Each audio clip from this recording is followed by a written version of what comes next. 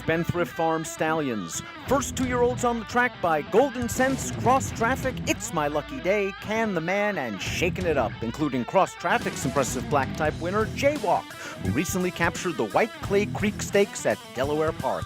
Spendthrift, the breeder's farm. Hi, everybody, and welcome to Spa Babies, presented by Spendthrift Farm. I'm Dan Illman, along with Nicole Russo. It's the final Spa Baby race of the Saratoga 2018 season. It's the Grade 1 Hopeful Stakes. Let's take a look at this field of 2-year-olds getting set to go 7 furlongs. Our Spa Baby coverage is presented by Spendthrift Farm, and this race also doubles as the DRF race of the day, which means you can access free formulator past performances for the hopeful on the Race of the Day event page at drf.com. Download them, handicap along with us. We'll take the field in post position order, beginning with the number 1, Sombaye by Spendthrift Stallion Into Mischief. Not only is Sombaye the only graded stakes winner in the field, he's the only horse in the race with prior stakes experience of any kind. Yeah, and you know, we always talk about experience counts, and I really like how Sombaye has continued to build on his experiences as he's progressed through his 3 starts to date. He had some troubled breaks in his first couple of outings, including when, you know, he was narrowly beaten in the Tremont at Belmont. He was very fractious in the paddock that day. That's another thing that I think he's slowly improving on, is just the overall racing experience. I really liked his determined run down the stretch there, putting things together to win the Sanford. And you know, when I first saw him in the paddock for the Tremont, yes, he's been a good 2-year-old, and yes, Into Mischief, certainly a brilliant 2-year-old sire, but he's got a really long, scopy looking body that made me think, wow, this horse is going to want to go a little bit longer. So I definitely do like him getting the 7 furlongs of the hopeful here. And it was nice to see that he overcame the inside post position in the Sanford, a race that we just watched. He draws inside once again. He has good tactical speed and professionalism as well. The number 2 is Mind Control. This is a stunt of Stay Thirsty, and we're going to take a look at his second lifetime start at Monmouth. We're turning off the stretch. He's on the outside as the odds-on favorite, and he finishes the race off in real solid fashion. Not sure what he was beating, but he looked good doing it. He did, and you know, Stay Thirsty was a decent 2-year-old himself, by a good 2-year-old sire in Bernardini. It makes sense that he'd sire nice types. Again, not quite sure what he's beaten. His dam was, you know, a pretty good sprinter herself, and is half to a stakes performing sprinter, but a little bit of routability deeper in the family too. He earned a very nice 80 Beyer speed figure last time out, and I would think he's going to be forwardly placed under John Velasquez. Another horse that could certainly be forwardly placed is the number 3, Nitrous. This is a son of the great Tappet, and as we turn into the stretch of his second lifetime start, this gray is in control, and he is just going to keep rolling along en route to a 75 Beyer speed figure score. And in his career debut, he was just necked by Strike Silver, a horse that just missed behind Sombaye in the Sanford. Yeah, so, you know, ran against a nice horse on debut, took a nice step forward in this maiden. The runner-up to him that day put the glass down, came back to be second again on Travers Day. And also ran from that race, Fed Fever is in over the weekend, so maybe keep an eye out for that one. The popular Southern Phantom, also behind Nitrous on debut there, came back to improve the second time out, I thought. In addition to being by Tappet, who has maybe his best bred group of 2-year-olds coming along to date.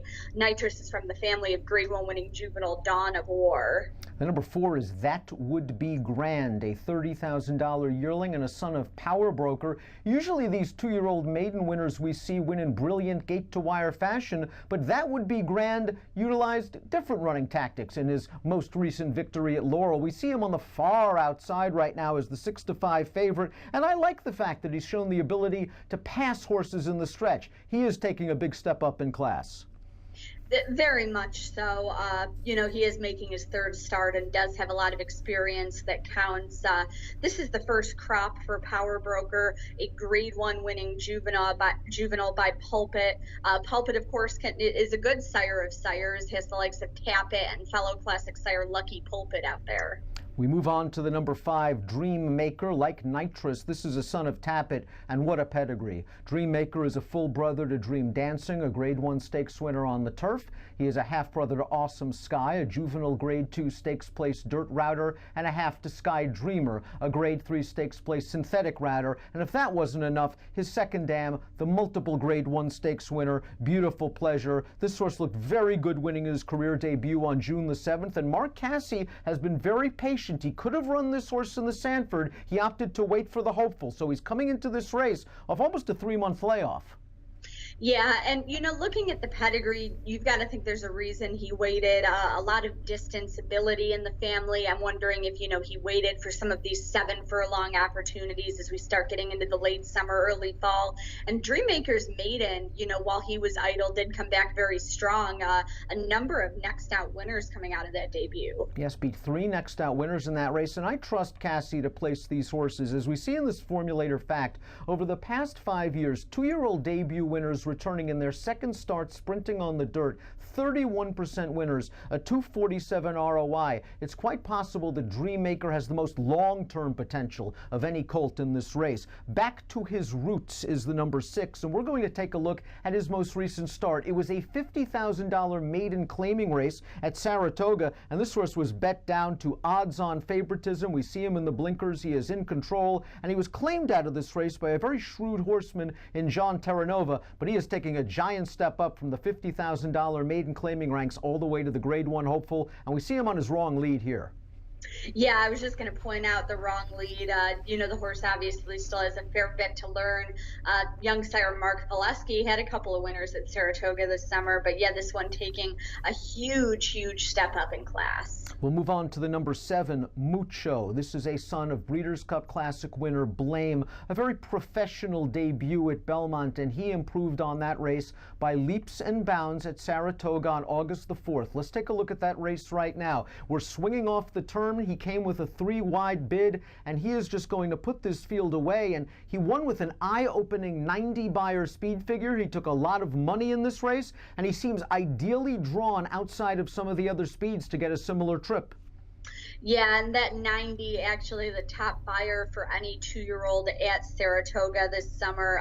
Really impressive score here, because I really thought that this horse was going to need, even more distance to succeed. It's a really classic type Claiborne family by Blame, of course, Breeders' Cup Classic winner, and is actually line bred to the female family that produced the stallion to double down on that routability. He's a half to Iowa Oaks winner size, and, just a ton of stakes performers in that family for Claiborne and longtime partner Del Schneider.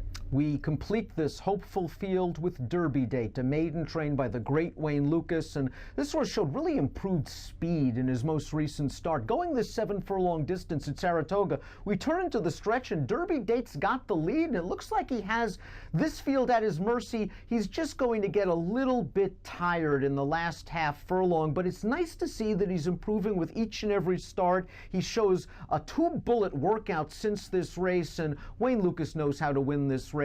Derby Date's going to be a price, but he wouldn't be a complete surprise. No, not at all, especially since, he's the only member of the field to have gone 7 furlongs, and he should move forward from a fitness standpoint with that race under his belt. Out of a really tough race mare, 11-time stakes winner who banked more than $800,000 from the first crop of Will Take Charge, who was a later developing horse, also trained by Wayne Lucas. About this time of year is when, I thought his progeny would start running their best, and I'm sure that Lucas knows that as well. It's been a fantastic Saratoga season. We thank Spendthrift so much for their patronage of Spa Babies this summer, but it's pick time now for the prestigious hopeful. Who's it going to be? You know what? Sambaye is a horse who I have liked quite a bit all along, and I really can't get off him here, especially since the way the morning line is shaken out. He does offer some nice value. I think, the son of Into Mischief has progressed with each start. He's gotten a bit of a break, since the Sanford, in which he did run well from that inside post. I like that he seems to be putting, his issues at the start behind him and should be able to work out a trip from this slot. I like him getting the chance to go 7 furlongs, and behind him I will use Mucho, who just an outstanding maiden win, but I have to wonder if he's going to regress a little bit. And Dreammaker, who, as we said, just he's placed in this spot for a reason. I think there's trainer intent there. I think that Mucho's maiden win was for real. I think he's going to trip out very nicely. I'll trust Bill Mott to avoid a bounce with Mucho here in the Grade 1 hopeful. I'm also curious to use some horses that could be close to the pace in here. Horses like Mind Control and Nitrous, the 2 and the 3. I think they'll be in at least a very prominent position when the field turns into the stretch, but I'm looking for Mucho to win another one, and this time in the Grade 1 hopeful. It has an approximate post time, race number 10 at Saratoga on closing day Monday of 5:38 Eastern. Best of luck.